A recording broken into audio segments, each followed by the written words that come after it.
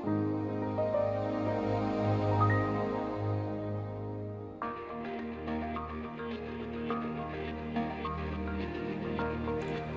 Everyone, मैं अरुण गुप्ता स्वागत करता हूं आप सबका इस वीडियो ट्यूटोरियल में। यह ट्यूटोरियल डेडिकेटेड है उन लाखों स्टूडेंट्स के लिए जो एसएससी बैंक जैसी कॉम्पिटिटिव एग्ज़ाम्स की तैयारी कर रहे हैं। और इस ट्यूटोरियल का जो हमारा टॉपिक है वो है ग्रामर। और मैं आपको यह बताना चाहूँगा कि यह जो हमारा ट्यूटोरियल है, ये जो वीडियो है, यह हमारी ग्रामर की जो एक सीरीज़ है उसका एक पार्ट है। और यहाँ हम जो ग्रामर जो पढ़ेंगे एक बहुत ही इनोवेटिव स्टाइल में हम लोग ग्रामर पढ़ रहे हैं, on that is a 3 point formula, जिसमें हम एग्ज़ाम में आए क्वेश्चंस में से एक रूल उठाते हैं, एक कैटेगरी उठाते हैं और उसकी हम थ्योरी पढ़ते हैं। सेकंड, हम एग्ज़ाम्स में जो आए क्वेश्चंस जो है उस रूल पे आधारित उनका जायज़ा लेते हैं और एग्ज़ाम में किस प्रकार के क्वेश्चन आते हैं वो जानते हैं और किस प्रकार से आपको अटैम्प्ट करना है ग्रामर का क्वेश्चन उस रूल से संबंधित वो समझते हैं। और हमारा जो थर्ड स्टेप होता है वो होता है कि उससे आपको वाकिफ़ बनाना, तो या तो कोई स्टोरी या एग्जाम्पल से उस रूल को आप अपनी दैनिक ज़िंदगी में यूज़ कर पाए, जिससे कि आप उससे फैमिलियर हो पाए। अगर इस सीरीज़ की आप और वीडियोस चाहते हैं तो आप हमारे व्हाट्सअप नंबर 8003378523 पे इंग्लिश ग्रामर या ग्रामर करके आप एक मैसेज सेंड कर दीजिए, तो हम आपको वहाँ से हेल्प कर देंगे। और दूसरा, हमारा जो फेसबुक पेज है क्रैक माई एग्ज़ाम, इसको आप लाइक कर दीजिए, जहाँ पे आपको नोटिफिकेशन मिल जाएगी कि कौन कौन सी सर की वीडियोस ग्रामर पर है। अब ग्रामर में जो इस वीडियो का हमारा जो टॉपिक है वो है सिंगुलर वर्सेस प्लूरल।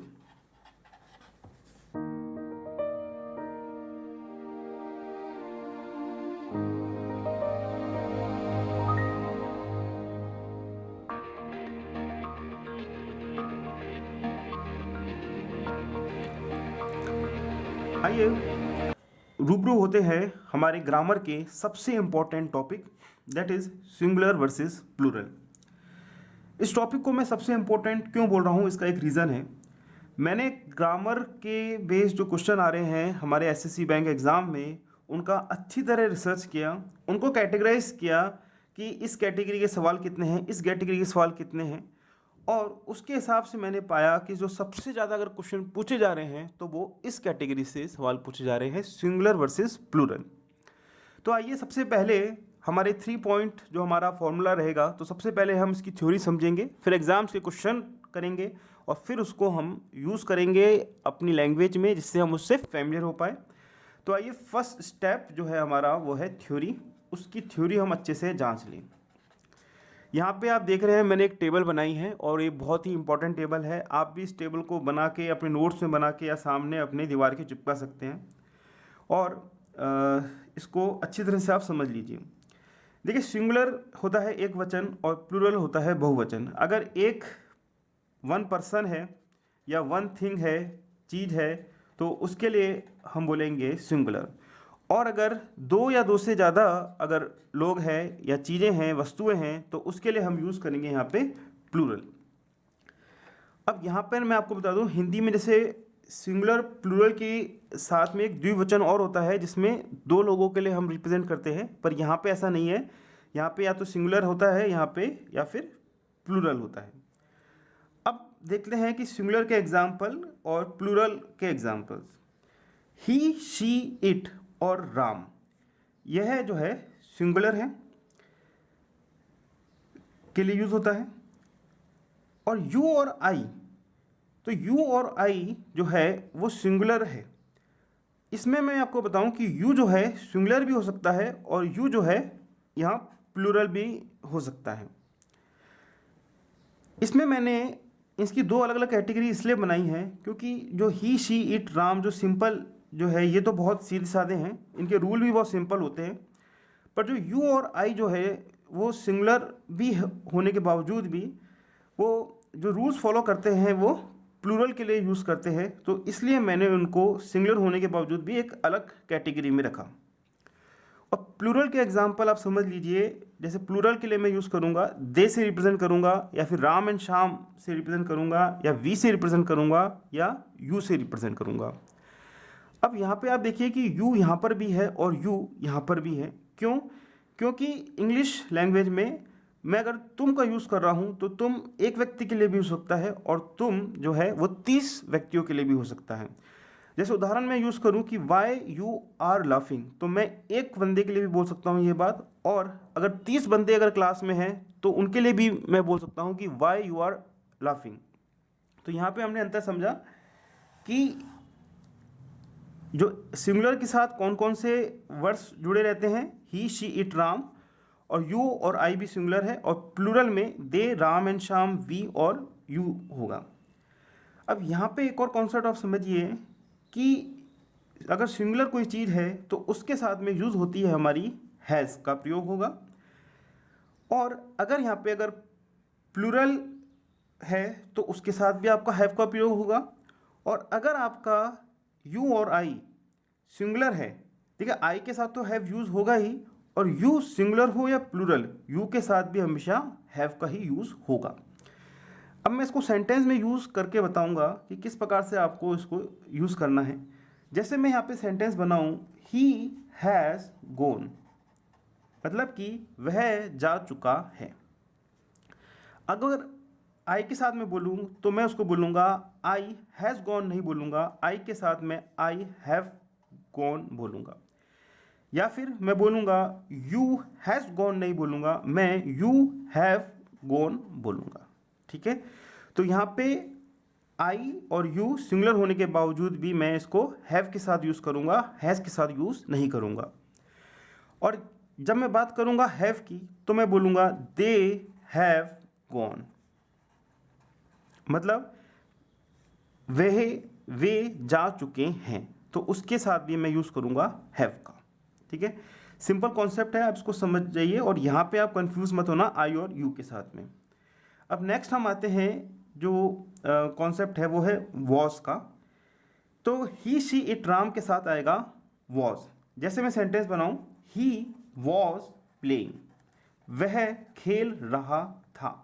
ठीक है, और मैं बोलूँ यू वॉज प्लेइंग, नहीं आएगा, यू वर प्लेइंग, तुम खेल रहे थे।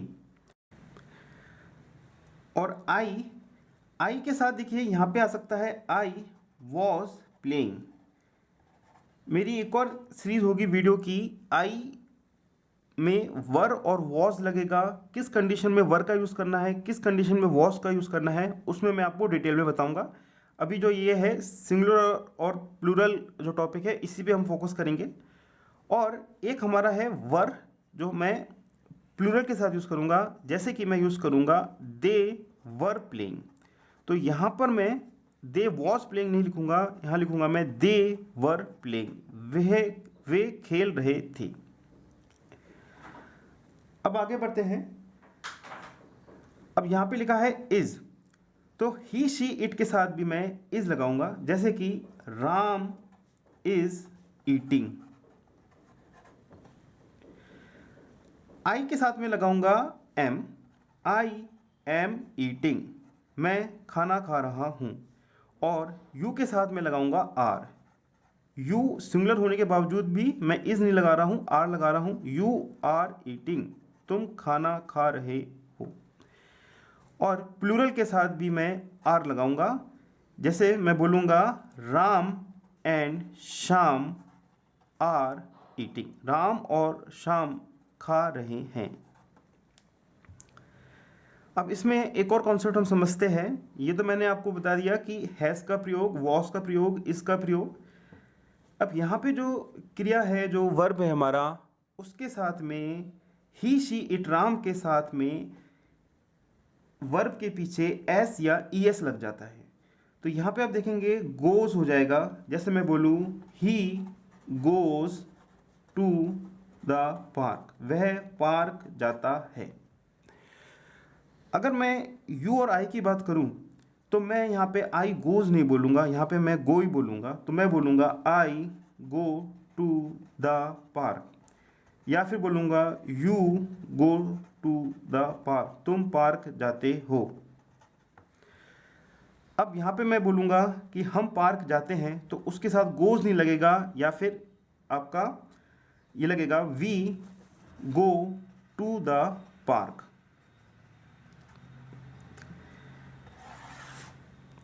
चीज़ बहुत सिंपल है, आपको मैंने ये बताया यहाँ पे, इसको मैं इन शॉर्ट में बता देता हूँ कि बात मैं क्या कहना चाहता हूँ कि सिंगुलर क्या है, प्लूरल क्या है, वो आपने समझा। ही शी इट राम एग्जाम्पल है सिंगुलर के, यू और आई भी एग्जाम्पल है सिंगुलर के, और दे राम शाम वी एग्जाम्पल है प्लूरल के। यू यहाँ पर भी आ सकता है और यू यहाँ पर भी आ सकता है। यू और आई सिंगुलर होने के बावजूद, इस कैटेगरी में होने के बावजूद जो रूल्स फॉलो करेंगे अधिकतर वो है इस कैटेगरी के, मतलब प्लूरल के करेंगे।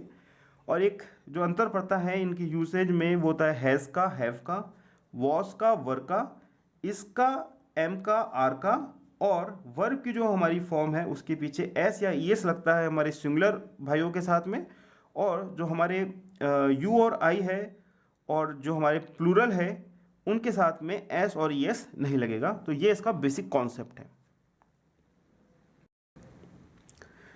यहाँ पे बहुत सारे स्टूडेंट्स ऐसे हैं जिनकी इंग्लिश बहुत ही वीक है और जो ये बेसिक कॉन्सेप्ट नहीं जानते हैं, तो वो इस बेसिक कॉन्सेप्ट को, इस टेबल को अच्छी तरह से समझ लीजिए। और मैं यहाँ पे जानता हूँ अच्छी तरह से, यहाँ पे बहुत सारे स्टूडेंट्स ऐसे हैं जिनको इसके जो कॉन्सेप्ट है, इसका जो यूजेज है परफेक्ट, वो अच्छी तरह से उनको समझ में आता है, अच्छी तरह से उनको पता है। और मैं आपको ये भी कहना चाहूँगा कि जो एग्ज़ामिनर है उसको भी ये बात अच्छी तरह से पता है कि ये बहुत ही बेसिक बातें हैं और हर स्टूडेंट को ये बात जो है पता है। अब बात ये होती है कि एग्ज़ामिनर को इस ऑब्वियस चीज़ से भी आपको चकमा देना है। So how examiners, how do examiners trap you, किस प्रकार से एग्ज़ामिनर जो है आपको जाल में फंसाते हैं वो आप समझिए। यहाँ पे जो क्वेश्चन बनेंगे वो किस प्रकार के क्वेश्चन बनते हैं।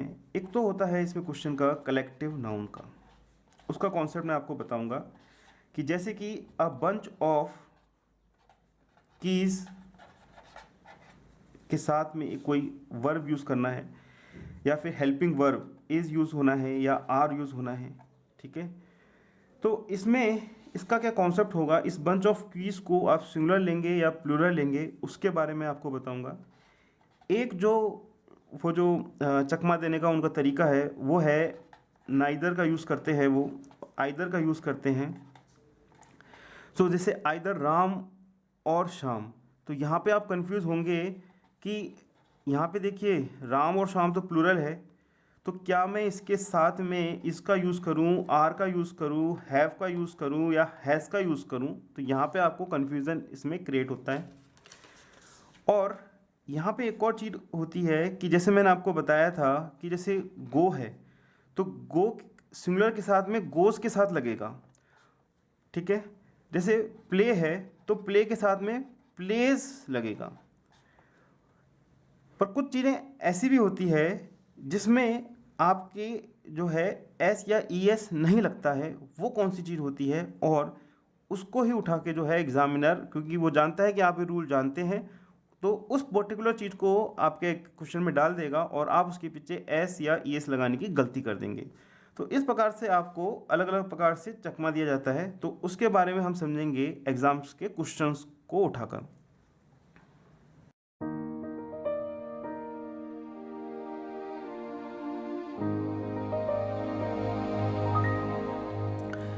आइए मैं अब एसएससी एग्ज़ाम्स में कुछ क्वेश्चंस को उठाता हूं जिससे आप समझ में आ जाए कि एग्ज़ामिनर किस प्रकार से आपको चकमा दे सकता है और आपको किस प्रकार के उनके जाल से बचना है। तो पहला मैं क्वेश्चन उठाता हूं जो एसएससी एमटीएस में आया हुआ है। क्वेश्चन इस प्रकार से है, the captain along with his crew were drawn in the sea when the ship was bombarded and no error D. C, इसमें आपको एरर डिटेक्शन करना है, आपको बताना है कि एरर यहाँ पर है, इस पार्ट में है या इस पार्ट में है या इस पार्ट में है या इस पार्ट में है। तो हम बात कर रहे हैं सिंगुलर और प्लूरल की। अब देखिए इसका हिंदी में अनुवाद ये है कि जो शिप का जो कप्तान है और अपने क्रू, क्रू होता है जो शिप का जो स्टाफ है, जो बाकी जो स्टाफ है उसको हम क्रू बोलेंगे, डूब गए सी में, समुद्र में, जब शिप में बम्बार्ड हुआ, शिप में जो है गोले दागे गए। तो अब यहाँ पे आप देखिए, बात ये है कि जो हमने रूल पढ़ा था यहाँ पे, वो पढ़ा था वर का रूल पढ़ा था जो प्लूरल के साथ में यूज़ होगा। अब यहाँ पे आप देखिए, the captain along with his crew were drawn in the sea when the ship was bombarded, no error एंटी। अब यहाँ पे आप देखिए कि जो मेन जो चीज़ है, मेन जो नाउन है, या फिर मैं बोलूँगा कि जो बात की जा रही है वो है कैप्टन की, और कैप्टन क्योंकि सिंगुलर है तो उसके साथ में यहाँ पे वर यूज़ ना होगा, यहाँ पे यूज़ होगा वॉज। आपको ये मेरे ख्याल से समझ में नहीं आया होगा, मैंने आपको जो समझाया, मैं इसको आपको और अच्छी तरह समझाता हूँ।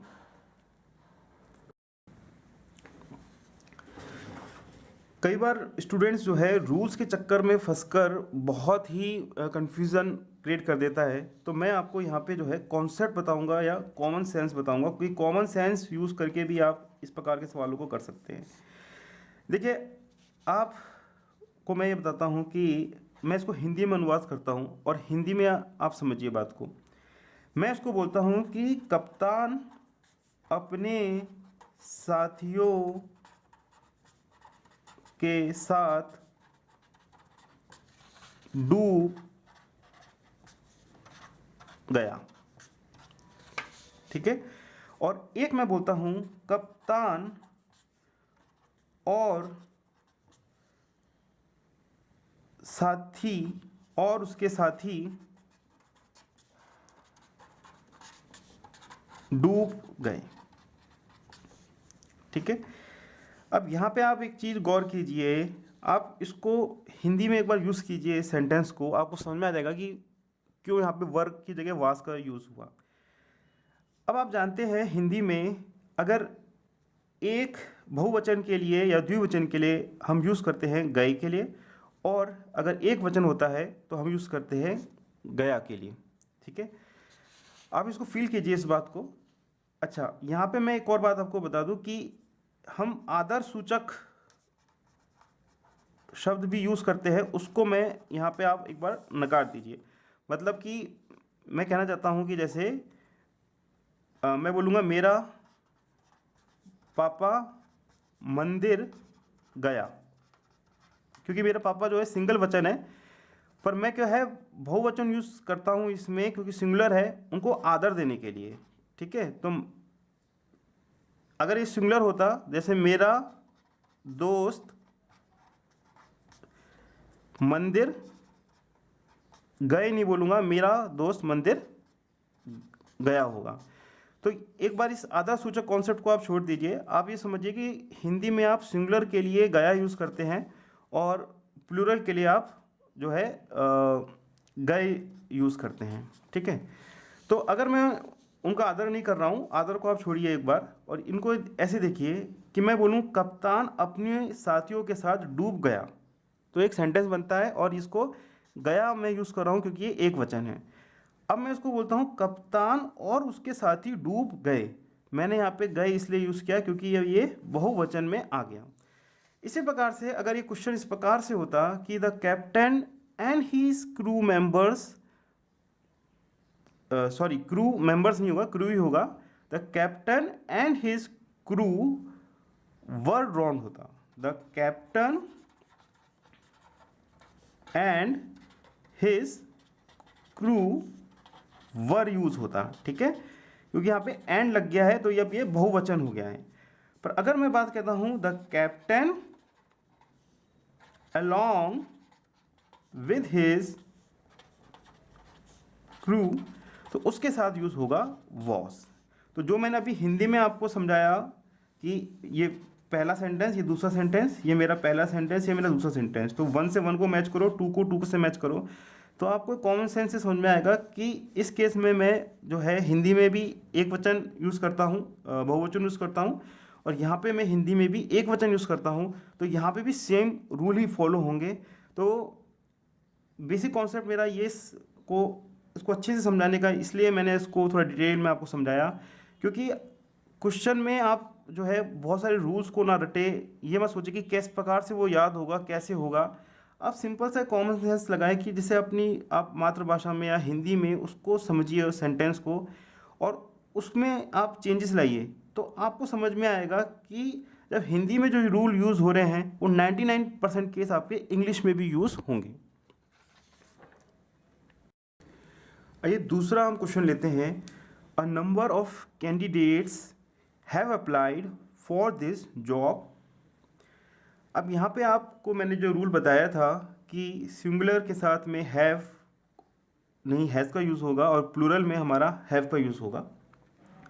तो इसमें जो कन्फ्यूज़न जो क्रिएट होता है वो ये है कि अ नंबर ऑफ कैंडिडेट्स, तो नंबर ऑफ कैंडिडेट्स में आप देख रहे हैं कैंडिडेट्स तो मेरा प्लूरल है, ये तो आप समझ रहे हैं क्योंकि उम्मीदवार के पीछे एस लगा है यहाँ पे। पर जहाँ पे जो ये नंबर है इसको मैं सिंगुलर लूँ या प्लूरल लूँ। अगर मैं सिंगुलर लेता हूँ तो यहाँ पे हैव का यूज़ होगा, और अगर सिंगुलर यूज़ करता हूँ तो हैज़ का यूज़ होगा, अगर प्लूरल समझता हूँ तो इसमें हैव का यूज़ होगा। तो यहाँ पे मैं आपको ये बताऊँगा कि जो नंबर जो है एक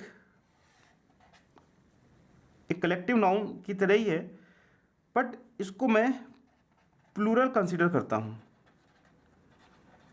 तो इसमें आप इसको ध्यान दीजिए कि जो नंबर के साथ जो जुड़ा होगा उसको मैं प्लूरल की तरह कंसीडर करूँगा, ना कि सिंगुलर की तरह। तो यहाँ पे मैं इसको हैव यूज़ ही करूँगा, इसलिए ये सेंटेंस सही है। A number of candidates have applied for this job, और इसमें कोई एरर नहीं है, तो इसलिए इसका ऑप्शन है वो डी ऑप्शन है। इससे जुड़ा हुआ एक और मैं क्वेश्चन लेता हूँ आपके लिए। A pair of two birds were seen flying high in the sky over the city at night. हमको इसमें जो है गलती बतानी है। इसमें आप देखिए जो मैंने बात कही थी, यहाँ पे सिंगुलर के साथ मेरा यूज़ होगा वॉस का, और प्लूरल के साथ मेरा यूज़ होगा वर का।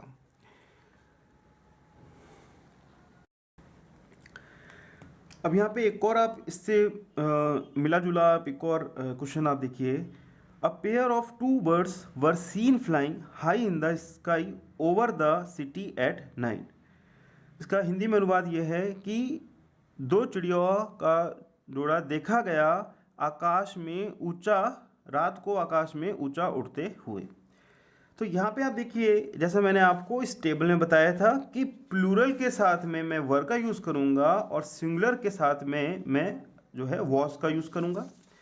तो यहाँ पे देखिए a bird, a pair of two birds, तो यहाँ पे जो बर्ड्स हैं वो तो प्लूरल है, पर जो यह बात हो रही है वो इस जोड़े की बात हो रही है, ठीक है, इस जोड़ा की बात हो रही है जो कि हो गया पेयर। अच्छा, तो उसके साथ में वर का यूज़ नहीं होगा, उसके साथ में यूज़ होगा हमारा वॉस का। तो यहाँ पे ये मिस्टेक थी इसमें। तो आप ये बोलेंगे कि सर आपको कैसे मालूम पड़ा कि ये पेयर जो है सिंगुलर है प्लूरल है?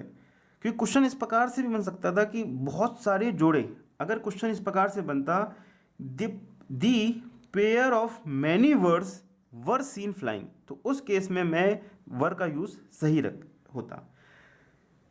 क्यों, उसमें क्या है, द पेयर्स आ गया, पेयर के बाद एस भी आ गया है, और यहाँ पे आप देखिए ए लिखा है तो ए मतलब सिंगुलर है, ठीक है। पेयर के आगे एस नहीं लिखा तो यहाँ मतलब एक सिंगल जोड़ा है। तो यहाँ पे यूज़ हो रहा है जोड़ा, जो है सिंगुलर। जोड़ा एक सिंगुलर चीज़ है, या एक डजन जो है वो सिंगुलर चीज़ है। और अगर मैं आपको बोलता हूँ जोड़े, तो उसके लिए मैं वर का यूज़ कर सकता था। तो यहाँ पे ध्यान देने वाली बात है, क्योंकि पेयर जो है सिंगुलर नाउन है, तो इसके लिए मैं यूज़ करूँगा यहाँ पे वॉज, ना कि वर। तो यहाँ पे एक मिस्टेक थी, वो आपने पहचान ली, ये वाली। अब बढ़ते हैं आगे। इससे जुड़ता हुआ एक फोर्थ क्वेश्चन देखिए आप। Many persons must have read the Arabian night which is very interesting. और आपको इसमें एरर मालूम करनी है या नहीं है एरर। तो इसका मतलब ये है कि बहुत सारे लोगों ने यह अरेबियन नाइट का जो नॉवल है वो पढ़ा, जो कि बहुत ही रोचक है। अब यहाँ पे आप देखिए जो मैंने आपको रूल बताया था कि हैव की बात कही थी मैंने, यहाँ पर सिंगुलर है या प्लूरल है उसके साथ में, तो यहाँ पे मैनी पर्सन्स यूज़ किया गया है, और अगर मैं बात करूँ मैनी की यहाँ पर, तो मैनी के साथ जैसे नंबर के साथ हुआ, तो इसको मैं प्लूरल नाउन लूँगा, तो मैनी के साथ भी मेरा लगेगा यहाँ पे हैव, हैज़ नहीं लगेगा। मैनी पर्सन्स मस्ट हैज़ नहीं होगा, मैनी पर्सन्स मस्ट हैव होगा, और इसलिए इसमें कोई गलती नहीं है, इसलिए नो एरर। अब आपके मन में ये कन्फ्यूज़न चल रहा होगा कि सर कभी तो मैनी को वो बना देते हैं, प्लूरल बना देते हैं, कभी पेयर को सिंगुलर बना देते हैं, तो ऐसा कैसे? तो आइए इसको हमें कॉमन सेंस से समझ जाते हैं कि अगर हिंदी में इसको मैं अनुवाद करूं तो आप क्या ऐसे बोलेंगे कि बहुत सारे लोग घूमने जाता है। मैनी मतलब आपके बहुत है यहाँ पे, ठीक है। तो आप क्या ऐसे बोलते हैं कि बहुत सारे लोग घूमने जाता है, आप इसको ऐसे बोलते हैं बहुत सारे लोग घूमने जाते हैं,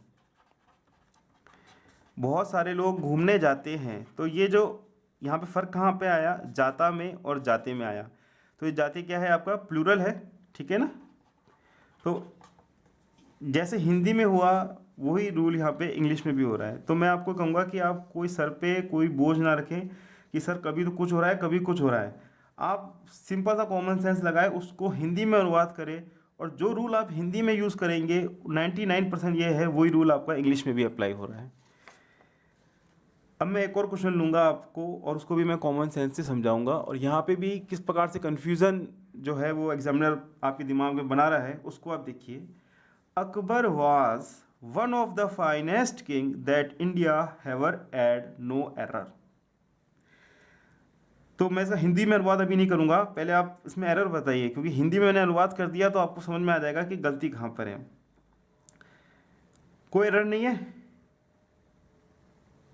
क्योंकि यहाँ पे अकबर है, सिंगुलर है, किंग है, राजा है, ठीक है, और वास सही है क्योंकि सिंगुलर है, तो किंग्स नहीं आएगा, किंग ही आएगा, ठीक है। तो क्या मैं इसको बोल सकता हूँ कि इसमें एरर नहीं है? नहीं, इसमें एरर है। क्यों एरर है वो आपको समझ में आएगा जब आप कॉमन सेंस लगाओगे, उसको हिंदी में प्रॉपर अनुवाद करोगे। मैं इसको हिंदी में अनुवाद करता हूँ, आपको खुद समझ में आ जाएगा कि गलती कहाँ पर है। अकबर भारत के सबसे अच्छे राजा में से एक है। इस सेंटेंस में कहीं गलती लग रही है? हाँ, गलती है। भारत के सबसे अच्छे राजाओं में से एक है, ठीक है। यहाँ पे राजाओं इसलिए बोला है क्योंकि भारत के बहुत सारे राजा हुए हैं, तो इसलिए ये जो राजा है ये प्लूरल की तरह है। और यहाँ पे मैं अकबर के साथ इस राजा को नहीं जोड़ रहा हूँ, यहाँ मैं बोल सकता हूँ कि अकबर राजा। तो यहाँ पे बात सही है कि यहाँ ही सिंगुलर है, पर जब भारत के बहुत सारे राजाएं हुए हैं तो मैं इसको राजाओं बोलूँगा, तो इसलिए ये प्लूरल कंसिडर किया जाएगा, ठीक है। वही कॉन्सेप्ट आप यहाँ पे समझिए। यहाँ पे जो नाउन है, दो अलग अलग नाउन है, एक तो अकबर और एक तरफ भारत के और बहुत सारे राजा। तो यहाँ पे जो ये किंग यूज़ होगा वो अकबर के लिए यूज़ नहीं हो रहा, वो बहुत सारे राजाओं के लिए यूज़ हो रहा है। तो यहाँ पे किंग नहीं आएगा, यहाँ पे किंग्स आएगा। तो इसको भी आप टेंशन नहीं रखें दिमाग में, इसको कॉमन सेंस से इसको समझे, हिंदी में अनुवाद करके समझे कि हिंदी में क्योंकि राजाओं होता है तो इंग्लिश में भी ये है राजाओं ही होगा, राजा नहीं होगा। आइए बढ़ते हैं नेक्स्ट क्वेश्चन की ओर। The bunch of keys have been lost by my mother early in the morning, no error. अब इसमें बताइए कहाँ गलती है। देखिए कीज़ है, चाबियाँ हैं, तो चाबियाँ तो प्लूरल है, तो उसके बाद हैव यूज़ होगा या हैज़ यूज़ होगा, क्योंकि हैव जो है मैंने आपको बताया प्लूरल के साथ यूज़ होता है और हैज़ सिंगुलर के साथ यूज़ होता है। तो क्या आप इसमें ये एरर लगाएंगे कि यह सही है या गलत है? बताइए। यहाँ पे आप समझिए बात को, यह बंच है, बंच, ठीक है। बंच एक कलेक्टिव नाउन है, बंच एक कलेक्टिव नाउन है, तो इसके साथ मेरा जो कि सिंगुलर है तो उसके साथ मेरा यूज़ होगा हैव नहीं हैज़ का यूज़। अगर मैं इसको ऐसे बोलता कि द बंचेज ऑफ कीज़, मतलब कीज़ के छल्ले, उसके साथ में मैं हैव यूज़ कर सकता था। ठीक है। पर यहाँ पे द बंच लिखा है, सिंगुलर है, तो मैं यहाँ पे यूज़ करूँगा हैज़ का। तो द बंच ऑफ कीज मतलब चाबियों का छल्ला शुभ सुबह मेरी माता जी से खो गया। चाबियों का छल्ला मेरी माता जी से खो गया। तो यह जो छल्ला है वो छल्ला मैं यूज़ कर रहा हूँ और इसलिए वो सिंगुलर फॉर्म में आएगा, तो हैव नहीं, यहाँ पे हैज़ का प्रयोग होगा।